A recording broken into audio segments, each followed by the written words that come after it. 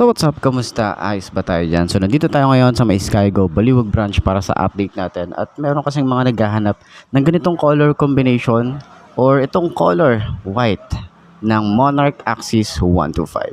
So umpisa na natin yung walk around tsaka yung price. Papakita ko na lang din sa inyo para at least bago kayo pumunta rito, meron na kayong idea. At kung sulit nga ba itong motorcycle na to.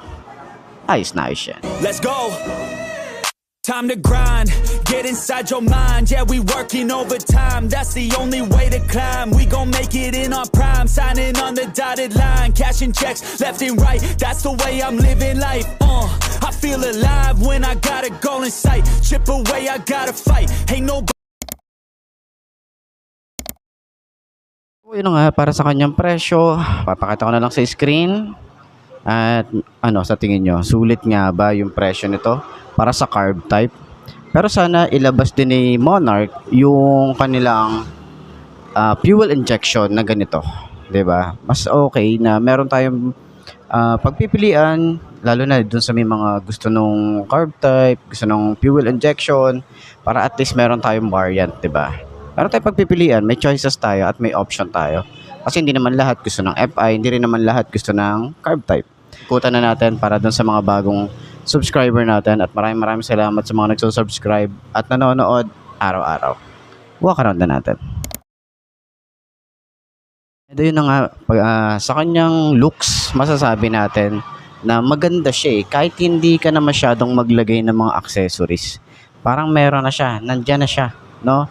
Lalagyan mo na lang ng gamit. And then, konting upgrade para sa motorcycle na to. Kasi nga, binigay na ni Monarch eh. Sa gulong, naka dual sport, harap at likod. Maganda yung shock. Tapos may mga bracket na siya. Naka upright position tayo rito. Tsaka quality. Makikita mo yung quality ng plastic na ginamit, yung mga materials na ginamit dito. Diba? So, lalo na rito, sa design pa lang ng kanyang headlight. Ayan. Headlight pa lang maganda na. Napaka-modern classic nung kanyang datingan. Naka-round style tayo dyan. And then yung bracket dito. Marami tayong pwedeng gawin dito. Napaka-bisa na ito. Tapos solid din yan. Metal yan. Okay? So yung kanyang signal light is naka-LED rin yan. Hindi siya ganun ka-flexible. Pero ingat pa rin tayo rito. And then napansin natin yung mga screw na ginamit dito is naka-Allen bolts. Ayan, halos karamihan naka-Allen bolts. May fender na maganda yung style, hindi siya ganun kahaba, pero saktuhan lang siya. Kumbaga, hindi siya yung sobrang katulad ng iba na parang lulundo-lundo, yung ganun. Siya hindi eh. Ayan o, hindi siya yung uuga-uga. May extension yan, nandito naman sa baba. Meron din tayong reflector side by side, matte finish, naka-telescopic fork, and then meron tayong rubber boots. Maganda yung style ng kanyang tires, naka dual sport na rin tayo rito. Napakalaki ng kanyang single disc brake, may dual pot caliper, and then ang size dito sa harap ay 2.75 by 18. Tube type pa rin naman yan at naka wide spoke tayo rito. 25cc na makina na merong 4 speed. Okay, naka semi automatic tayo rito at meron tayong skid plate na metal stick, 'di ba? Maganda yung style ng kanyang foot pegs. Napi-flip siya para hindi siya agad masisira in case na mabuwal tayo. Okay? Makina, maganda yung finish. Maganda yung paint job. Color combination. Maganda. Din tayo ritong foot pegs na merong rubber and metal yung combination. Tapos may mga bracket siya dito. Kaya matibay siya. Meron tayo ritong chain cover. And then, sprocket. Medyo maliit lang yung sprocket na to. And then, meron tayo ritong dual shock na merong baso at adjustable siya. Etong side naman na to, bukasan siya ng upuan. So, na-try na natin yan. Ayan. Ating upuan and then yung gas tank. Eto, medyo maliit lang. Pero sana mag-ano sila rito. Dagdagan pa nila. Matipid naman na siya kasi 125cc lang naman to. Sobrang tipid na rin nun. And then, napansin din natin dito na yung chassis, nakalabas na talaga. Tapos maganda yung kanyang paint job. Yung texture maganda mula dito. Ayan na mismo yan. And then may bracket tayo rito para sa mga gamit. Solid din, metal din. Tapos meron din tayong Allen bolts dito. At last time, di ko napakita sa inyo, meron tayo ritong USB charging port. Ayan, para sa mahabang biyahe. Di tayo mag-worry na malobat yung ating mga gadget, okay? Meron tayong emblem dito ng Monarch. Napakaganda ng itsura niyan. And maganda yung ating foam. Para dito sa upuan, meron tayong X. Ayan. So, maganda yung leather na ginamit. May mga stitches. Stitches din dito. Stitches din para sa ating OBR. Makapal yung foam, sobrang lambot. Ayan, kahit dito sa rider. Then, syempre, meron tayo ditong bracket. Ito talaga yung nagpabigat dito. So, pwede nyo tanggalin yan kung ayaw nyo ng ganito. Pero kung maglalagay kayo ng top box, ayan, nakaabang na siya. Sa taillight natin, meron tayong LED, napaka-porma niyan. Meron tayong plate light, reflector, and then lagay ng plate. Ito kasi medyo uuga-uga siya. Pero hindi siya metal, plastic lang siya.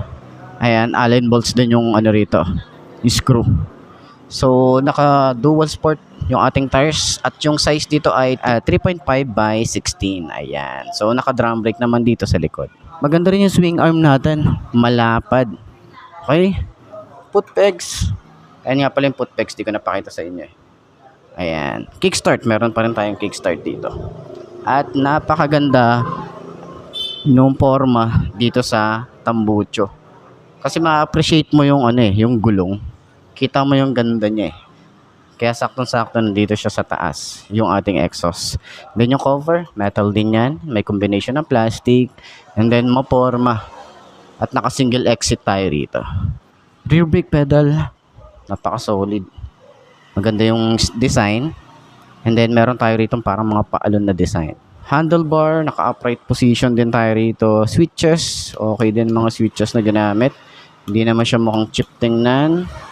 Ayan. So, may choke tayo rito kasi nga naka-carb type pa rin tayo rito. So, meron na rin siyang ganito. Ito may foam. Ayan. Pwede nyo tanggalin din yan. Pwede nyo labhan yung ating cover. And then, dito sa ating panel gauge is naka-digital na tayo rito. Ayan. And then, yung ating susi. Okay. Maganda rin yung susi niya.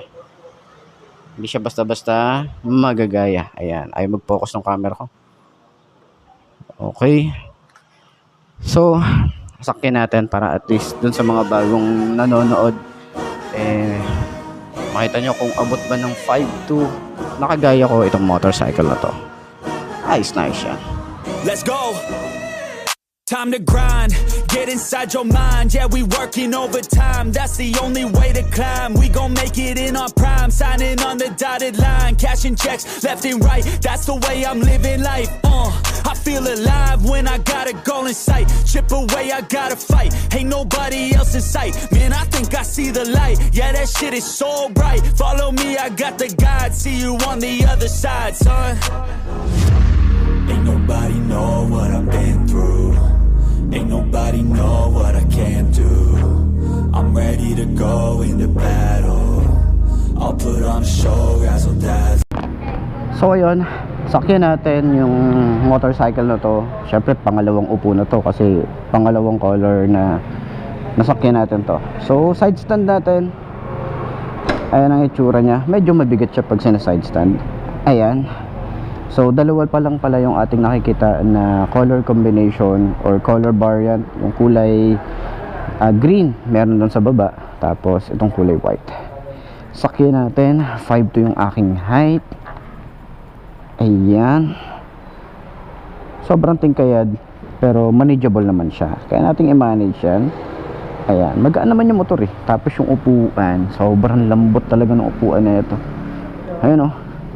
And then turning radius, malawak din siya. Ganyan ang itsura natin dito.